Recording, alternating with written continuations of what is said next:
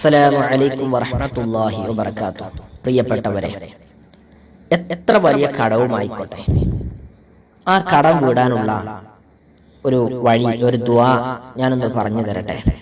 ആ ദുആ നിങ്ങളൊന്ന് പതിവാക്കിയാൽ മതി. ഇൻഷാ അല്ലാഹ് ദുആ ഇതാണ്, കേൾക്കൂ. ബാക്കി ദുആ പറഞ്ഞതിന് ശേഷം പറയാം.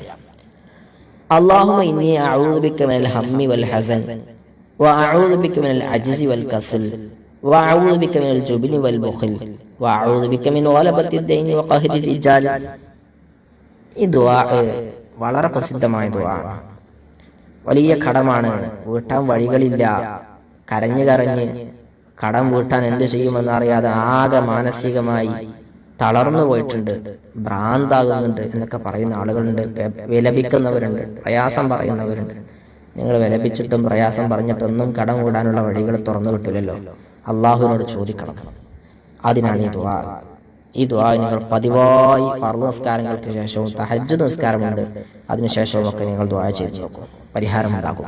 അള്ളാഹു നമ്മുടെ കടങ്ങൾ വീട്ടാനുള്ള വഴികളെ തുറന്നു തരട്ടെ. അസ്സലാമു അലൈക്കും.